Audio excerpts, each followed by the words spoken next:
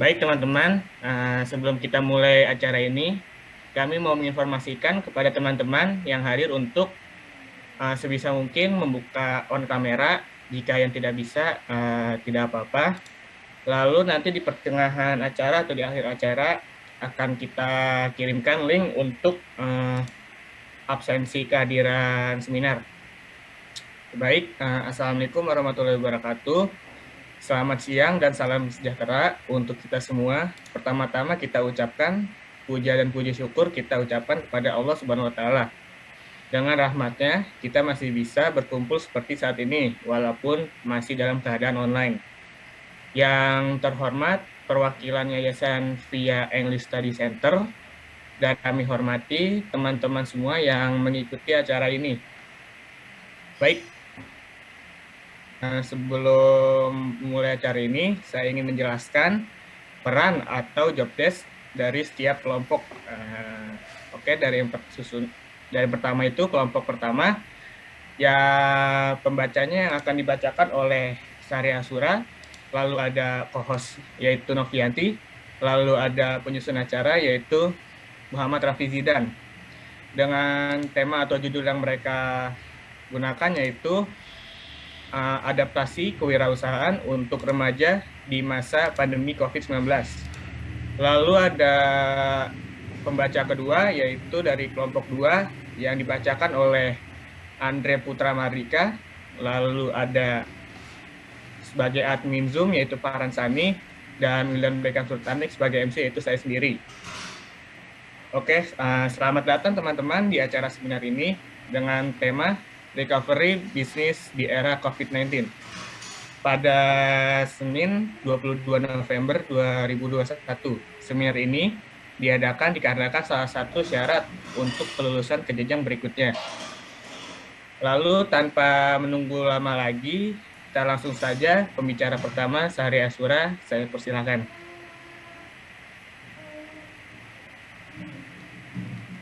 Baik, terima kasih kepada MC-nya Wildan Beckham. Di sini saya sebagai pembicara pertama dengan tema adaptasi kewirausahaan untuk remaja di masa pandemi COVID-19 dengan kelompok Muhammad Rafi Zidan dan saya sendiri Sari Asura dan Siti Novianti.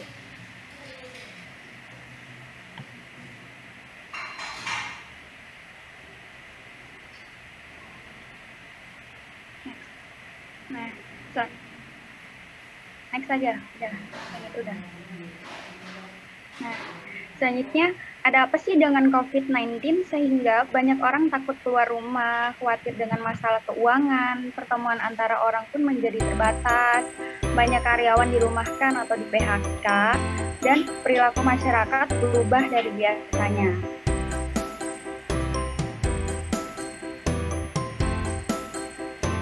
Bagaimana sih dampaknya terhadap dunia wirausaha ini? Sehingga pasar menjadi lesu, distribusi pun terhambat, omset turun drastis, modal terganggu, kredit pun macet, dan bahan baku menjadi semakin mahal.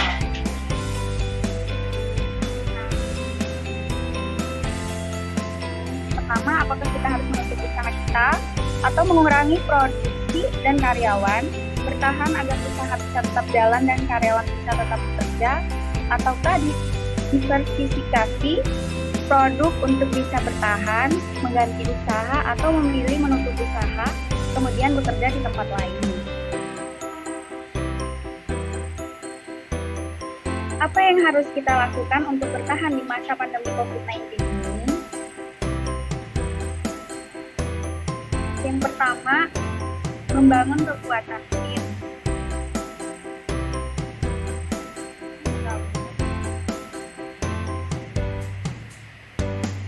Di tengah pandemi corona seperti ini, semua pengusaha perlu beradaptasi secepat mungkin. Salah satu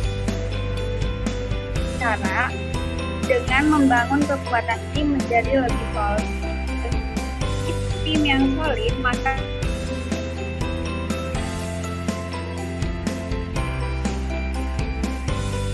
yang kedua, yaitu mengatur cash flow atau arus kasnya tersebut. Nah, kurangi pengeluaran yang tidak mendesak atau tidak penting. Yang ketiga itu membangun empati Dalam situasi seperti ini, menjalankan bisnis adalah bukan hanya sekedar untuk menguntungkan, tetapi juga empati sama. Selanjutnya ada mengatur cara kerja pengusaha dan karyawannya. Dalam situasi pandemi COVID-19, bekerja dari rumah atau work from home atau WFH menjadi alternatif yang disarankan oleh pemerintah. Tujuan virus corona. Untuk itu, pengusaha bisa mengatur tata cara kerja WFH tersebut. Nah, caranya yang pertama mengatur waktu yang tepat dan durasi kerja. Yang kedua, mengatur tata cara kerja karyawan, baik untuk pekerja yang harus dilakukan di lokasi usaha maupun bekerja yang bisa dikerjakan dari rumah. Yang ketiga, mengatur shop agar produksi tetap berjalan sesuai keinginan. Dan yang keempat, mengutamakan prioritas. Nah, bagaimana caranya jika modal kita bunyi? Jelas pilihannya adalah harus ada penambahan modal untuk bisa bertahan, maka sebaiknya pelaku UKM tersebut mencari pendanaan yang beresiko rendah atau bunga yang terjangkau dan terhindar dari jeratan rentenir. Nah, sumber pendanaan yang bisa dicoba itu salah satunya pendanaan dari bank dengan bunga rendah. Yang kedua ada koperasi, lembaga keuangan non-bank atau dengan bunga terjangkau. Yang keempat, lembaga-lembaga BUMN dan swasta dalam bentuk pinjaman bergulir dari dana CSR. Yang kelima, dukungan atau program simulasi pemerintah.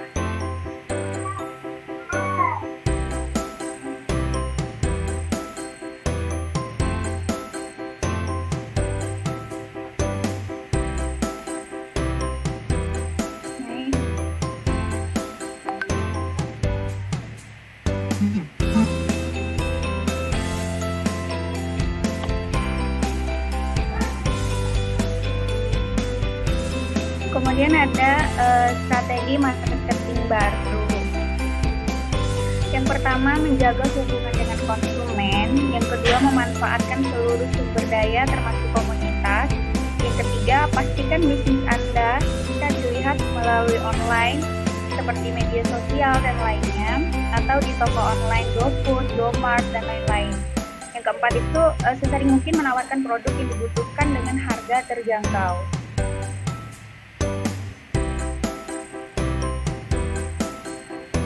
Selanjutnya ada diversifikasi produk. Dalam situasi pandemi COVID-19 ini, di mana hampir semua usaha terjadi penurunan omset, tetapi ada beberapa bisnis yang dapat keuntungan dari hasil penjualan produknya. Nah, apakah produk itu? Ada beberapa bisnis yang bisa kita coba di masa pandemi ini. Salah satunya yaitu bisnis alat-alat kesehatan seperti menjual masker, face shield, hand sanitizer, APD atau alat pelindung diri dan beberapa alat kesehatan lainnya. Yang kedua ada bisnis makanan atau minuman sehat dan sembako. Yang ketiga bisnis obat-obatan dan produk suplemen. Yang ketiga bisnis buah-buahan, sayur mayur, perikanan, peternakan dan lainnya. Yang kelima bisnis bisnis jamu herbal, yaitu seperti kunyit, temulawak, jahe, kencur dan lain sebagainya. Dan terakhir itu bisnis berbasis hobi seperti menanam tanaman hias, menulis lepas, desain grafis dan lain-lain.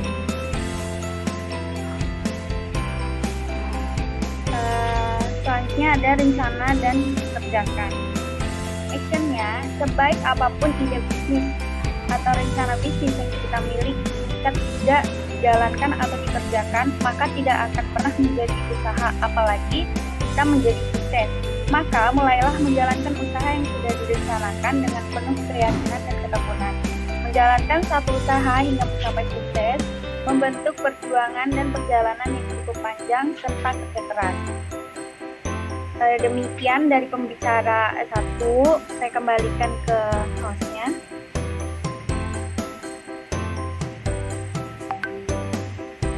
Baik, keren banget itu dari Sari Asura. uh, pemberian materi sangat lumayan bagus juga ya, apa namanya, jadi dapat banyak pelajaran juga di bidang COVID ini, dalam COVID ini kita jadi dapat banyak wawasan. Dari materi ini bisa saya simpulkan, karena COVID-19 ini sangat besar dampaknya bagi kewirausahaan. Lalu ada banyak juga itu seperti salah satunya dengan menabung, lalu dengan membangun empati, lalu mengeluarkan uang secukupnya saja, dan dengan cara mengatur waktu bekerja, dan bisa juga dengan cara meminjam, kalau pengen meminjam uang bisa dengan ke bank dengan bunga yang sedikit saja. Oke. Dari sini apakah ada yang mau ditanyakan dari peserta? Kalau ada yang mau tanya dari chat juga nggak apa-apa kok. Ada yang mau tanya?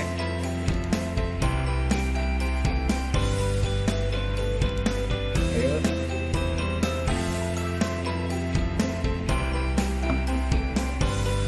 Ditungguin nih. 10 detik lah. 10. Benar. Jika ada yang mau ditanyakan aja, nggak apa-apa kok. Kita akan menjawab dengan sebisa kami aja. Kalau malu bisa dari chat kok, tenang aja.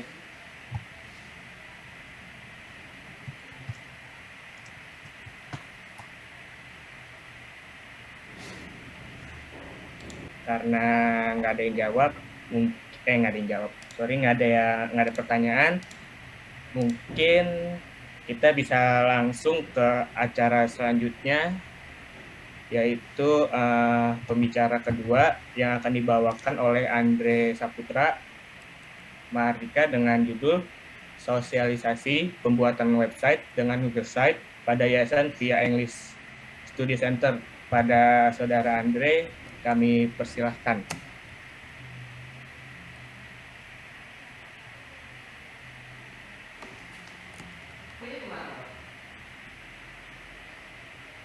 Sudah ya? Oke, Andre, silakan Andre. Oke, baik, terima kasih. Sebelumnya terima kasih untuk hadir di Zoom meeting kali ini. Nama saya Andre Putra Mahardika. Saya akan menjelaskan tentang pembuatan website dengan Google Site pada Yayasan English Study Center ini. Sebelumnya kan tadi Sari udah menjelaskan tentang bisnis gitu kan. Jadi pengimplementasian webnya itu di ini gitu. Nah, mungkin saya akan mulai dari yang paling basic itu dengan pengertian internet. Apa sih internet? Padahal sudah setiap hari gitu kita pakai. Ya, boleh lanjut.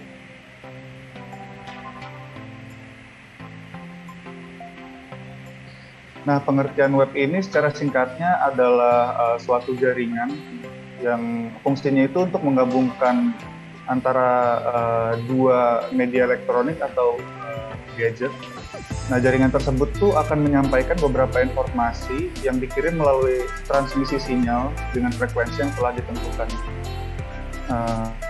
Oke, boleh lanjut. Kemudian langsung kita masuk ke sejarah singkatnya internet. Nah, sejarah singkatnya itu internet itu awalnya dikembangkan oleh ARPANET di tahun melalui proyek ARPANET itu di tahun 1969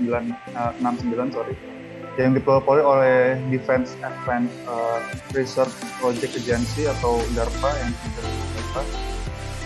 Proyek ini bekerja sama dengan universitas untuk tujuan militer. Awalnya tuh internet untuk tujuan militer. Jadi ARPANET itu hanya menghubungkan 4 buah komputer di Stanford Research Institute, kemudian di University of California, Santa Barbara, dan University of Utah. Seperti itu. Jadi itu awal mulanya internet. Nah, sekarang kita masuk ke website. Itu apa sih website? Nah, website itu adalah suatu halaman yang berada di dalam internet, gitu, yang berfungsi sebagai media penyampaian informasi, yang memiliki topik yang sering berkaitan antara halaman yang satu dengan halaman yang lain, yang biasanya ditempatkan pada sebuah server yang biasanya diakses melalui jaringan internet, entah LAN atau dan segala macam lainnya, ada jaringan lokal. Nah, dengan web ini kita bisa buat apa aja sih gitu. Kita bisa buat, yang pertama itu kita bisa buat web media sosial seperti ya Facebook, Twitter dan sebagainya. Kemudian ada e-commerce atau web jual beli seperti Bukalapak, Tokopedia, Lazada, dan sekarang Instagram juga sudah ada fitur untuk shoppingnya gitu. Kemudian ada research, itu ada Google, Yahoo, dan Bing, dan ini lebih banyak kita semua menggunakan Google. Kemudian ada web informasi dan berita, dan ada web berbasis sistem informasi itu seperti website kampus, seperti website tentang masjid atau tentang puskesmas, seperti itu teman-teman. Boleh dilanjut.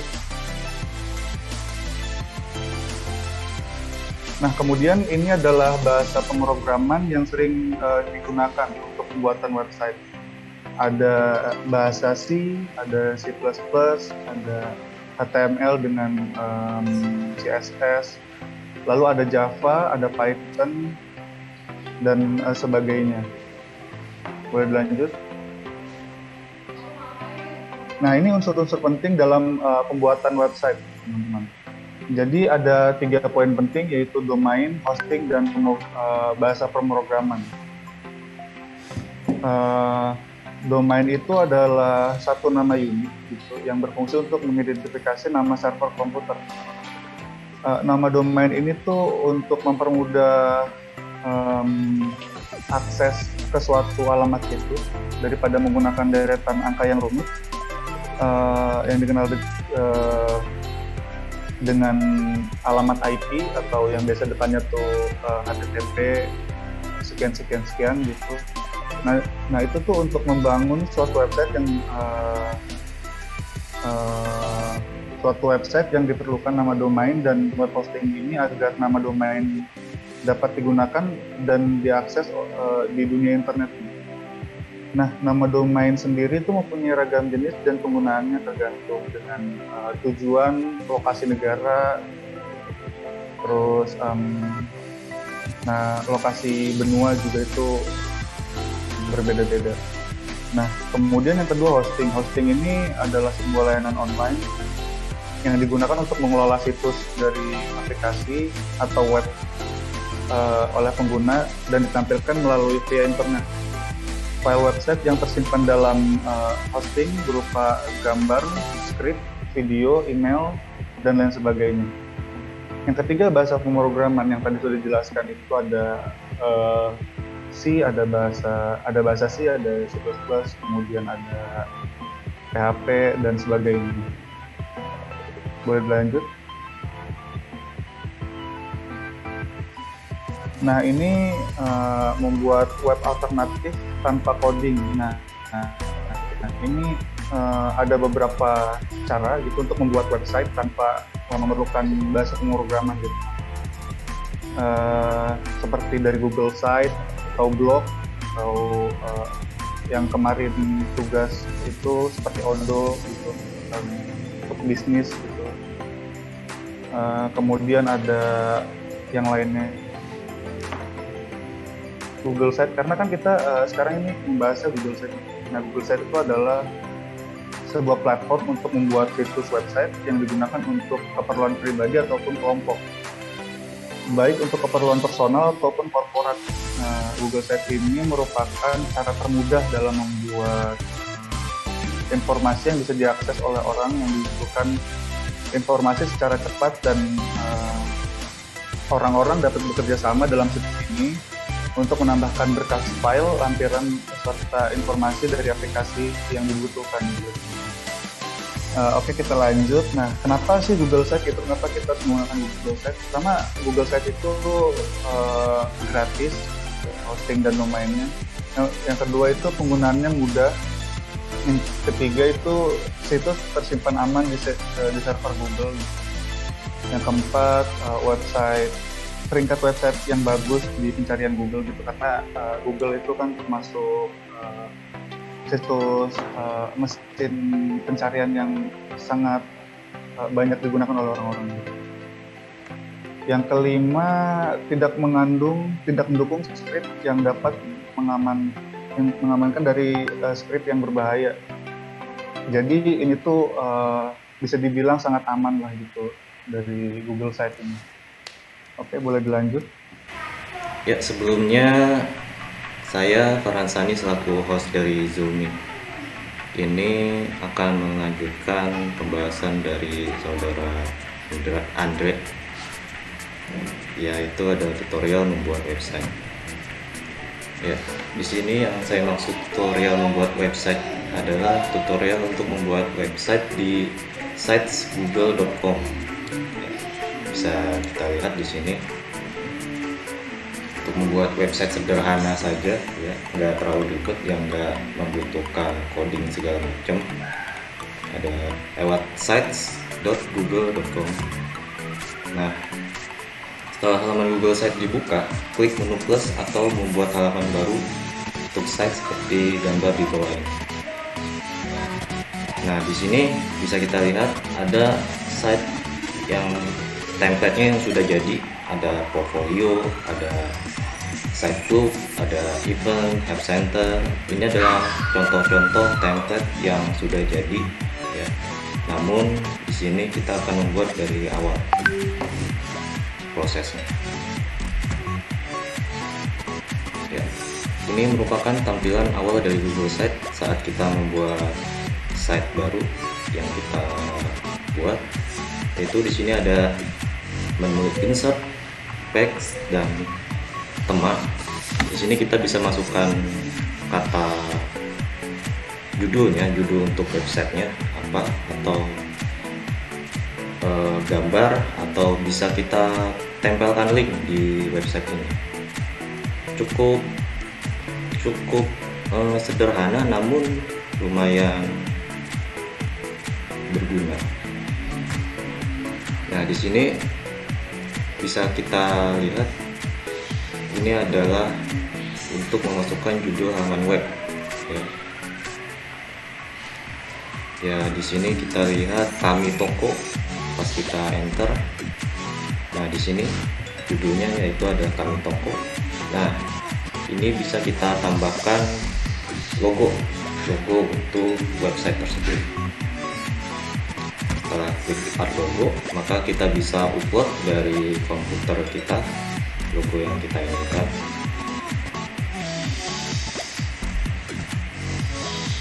Nah, di sini kita juga bisa mengganti navigasi, warna navigasi, dan modelnya seperti apa, ada mau di atas atau mau di samping, bisa kita atur. Dari sini ada color warnanya, ada transparan, ada putih, dan ada hitam. Nah, di sini bisa diubah juga style dari teksnya. Style dari teksnya mau apa, mau sebesar apa, mau bisa di bold atau di italic atau dimiringkan atau di underline, dan juga bisa diwarnakan teksnya. Mirip-mirip seperti aplikasi Office Word, ya, seperti itu, mirip-mirip. Jadi untuk orang yang udah terbiasa dengan Office Word, pasti gampang untuk mengatur desainnya dari teks ini. Oke, selanjutnya klik text box pada menu insert dan text box tersebut akan langsung muncul di halaman web. Nah, ini yang sebelumnya saya bilang, kita bisa menambah teks yang kita inginkan seperti apa. Lalu kita bisa ubah lagi. Kita di sini ada di sini di gambar ini dikasih tagnya apa? Tagnya itu elektronik, bagus dan berkualitas. Lalu di sini kita bisa ganti ya background dari navigasi barnya yang paling atas atau headernya yang paling atas. Kita bisa ganti dengan foto yang sesuai keinginan kita.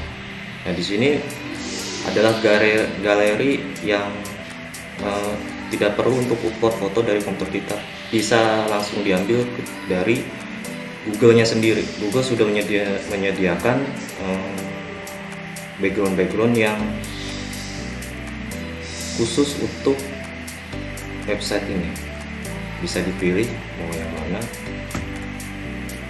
Nah, lalu bisa ditambahkan lagi untuk text box-nya.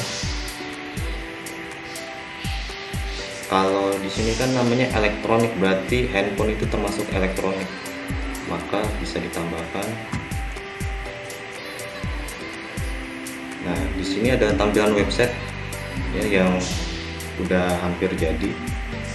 Navigasi barnya yang headernya, lalu ada menunya handphone. Nah, di sini bisa kita lihat untuk menambahkan seperti yang digambar itu bisa dicari dari menu layout. Layoutnya itu sudah tersedia banyak ya. Bisa tinggal kita pilih sesuai dengan pilihan kita seperti apa. Nah, di sini bisa kita upload gambar-gambar handphone yang ingin dijual misalkan. Nah, ini iPhone 11, masukkan gambarnya. Nah, lalu bisa kita edit tulisannya di bawah gambar tersebut, iPhone 11 Max, lalu selanjutnya apa, Oppo Find X3 Pro, dan selanjutnya. Nah, di sini sudah terlihat sangat rapi untuk desain site google.com ini, karena memang sebenarnya kita hanya mendesain bagian tampilan luarnya saja, tidak mendesain bagian kodenya. Ibaratnya seperti template ya, template bikinan kita sendiri, atau bagian depannya, bagian luarnya, bagian penampilannya seperti apa. Nah, di sini bisa kita tambahkan button. Kita bisa menambahkan harganya berapa, lalu kita bisa juga menyematkan link ke dalam button tersebut. Maka tampilan seperti ini, saat diklik maka akan menuju ke link tersebut. Lalu bisa diubah juga warna backgroundnya apa, biru, dan hasilnya akan seperti berikut ini. Tadi saat kita mengklik button 25 juta rupiah ini, maka akan otomatis mengalihkan ke link yang kita sudah sematkan tersebut, link yang kita sudah masukkan dari button tersebut. Disitulah fungsinya.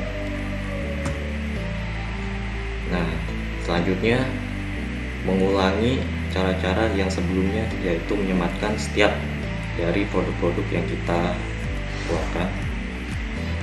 Kurang lebihnya seperti ini. Nah, kita bisa publish website buatan kita ke orang lain. Kita bisa share lah ininya. Nah, di sini kita bisa lihat publish to the web addressnya kami toko. Jadi nanti akan terbuatlah link dari sites google.com, yaitu namanya search google.com/view/kami toko. Itu linknya, kita bisa share ke orang lain dan dia bisa membukanya lewat situ.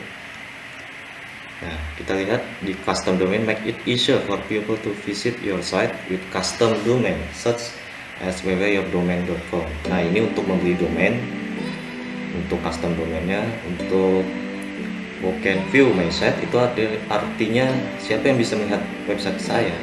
Ya, kita setting aja ke semuanya biar orang mudah untuk mengaksesnya. Dan kita publish. Nah, di sini ada garis kotak merahnya, kita bisa klik. Nah, di sini sudah bisa terlihat link yang sudah kita bisa copy, lalu kita share ke orang lain, dan orang lain akan bisa membuka website yang kita buat tersebut. Nah, websitenya jika kita menginput atau menyematkan link di dalam website tersebut, maka orang saat mengkliknya dia akan dialihkan ke WA, chat WA. Sebelum waktu itu kalau ada yang melihat bahwa tadi dimasukin, disematkan link WA, yang saat diklik tombolnya dia akan dialihkan ke WA WhatsApp. Ya, mungkin bisa dilihat tampilan dari kami toko ya, elektronik bagus dan berkualitas, yaitu ada iPhone, ada iPhone 11 Max, ada Oppo Find X3 Pro dan sebagainya. Ini adalah contoh ya website yang dibuat. Ya, sekian dari presentasi kami. Untuk sebelumnya, jika ada pertanyaan bisa ditanyakan ke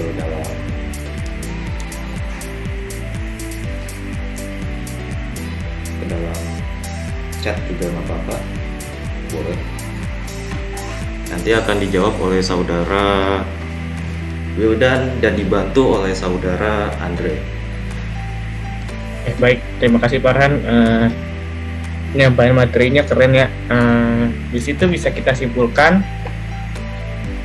yang satu, penggunaan website di internet itu sangat berguna ya, sangat berguna dan bermanfaat sekali di dunia digital sekarang juga. Lalu yang kedua itu dan juga kita bisa membuat website dengan mudah tanpa perlu ngoding, atau yang bisa kita sebut dengan CMS dengan menggunakan yang tadi Farhan kasih tutorial itu Google Sheet dan WordPress. Ada juga kita bisa menggunakan codingan yang bisa kita gunakan, yaitu Python, C++, C, dan lain sebagainya. Oke, udah ada pertanyaan nih, mungkin ditampung dulu atau gimana, atau langsung ditanya atau langsung dijawab?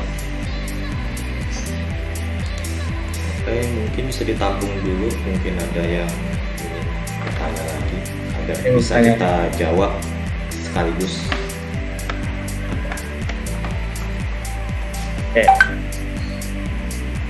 Oke, ada lagi yang mau dipertanyakan? Mungkin dua dulu ya.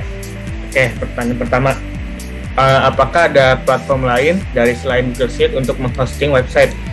Tentu ada, bahkan banyak.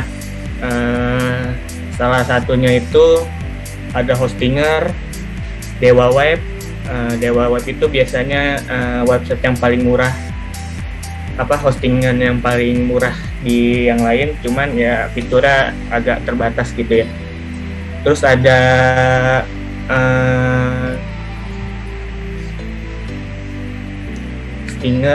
Hostinger itu biasanya yang paling bagus ya daripada yang lain. Fitur-fiturnya juga agak lengkap dan lain juga sebagainya. Terus dan masih banyak lagi sih sebenarnya, ada banyak lagi ya, tergantung kebutuhannya aja. Kalau ingin membuat hosting portfolio aja gitu, Dewa Web juga bisa karena murah. Oke.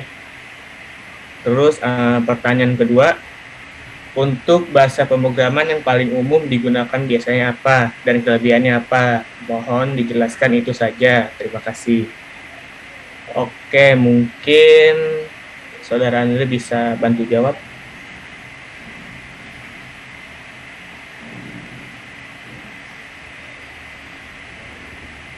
Oke.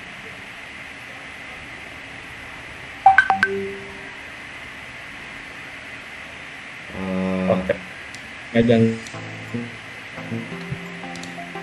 saya jawab aja. Kalau masalah kelebihannya apa itu tergantung kita mau ngebuat websitenya itu apa. Misalkan buat website portfolio saja, kita bisa menggunakan yang namanya bukan bahasa pemrograman sih, hanya website biasa menggunakan HTML, CSS, atau pengen menggunakan framework juga bisa pakai Bootstrap, Tailwind atau dan sebagainya. Jadi nggak perlu pakai Python, terus C++ itu nggak perlu. Lalu jika pengen membuat suatu aplikasi atau game atau apa sebagainya, kita bisa menggunakan C++ atau C# atau C. Itu biasanya digunakan. Atau juga Python. Nah, itu biasanya untuk membuat aplikasi software atau pembuatan game, itu yang digunakan. Jika untuk pembuatan website bisa menggunakan PHP, yang dimana frameworknya itu ada coordinator, lalu ada Laravel dan lain sebagainya. Lalu mungkin itu aja sih dari pertanyaan 1 dan 2. Oke. Ya, untuk Ya, Raina Fauzia mau saya tambahkan ya dari untuk bahasa pemrograman yang paling umum digunakan biasanya apa dan kerjanya apa. Nah, untuk bahasa pemrograman yang paling umum itu pasti ya HTML yang udah lama. Jadi HTML dan HTML yang paling baru lagi HTML5 namanya, HTML5. Nah, untuk belajar HTML itu kita harus belajar lewat yang paling dasar dulu, yaitu C++ ya. Soalnya saat kita sudah terbiasa atau familiar dengan program C++, maka untuk selanjutnya HTML atau HTML5 atau bisa juga PHP itu akan lebih mudah dipelajari ya. Jadi kalau ingin mendalami bahasa pemrograman, maka paling rekomendasi bagi saya adalah belajar untuk memperdalami C++. Ya, itu mungkin aja tambahan dari Saudara Wildan untuk Raina Fauzia.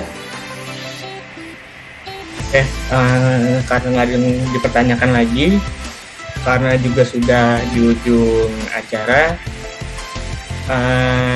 jadi kami akan menutup acara ini. Oh ya, dan lagi untuk link absensi sudah saya kirim di chat ya, mungkin akan saya kirim ulang.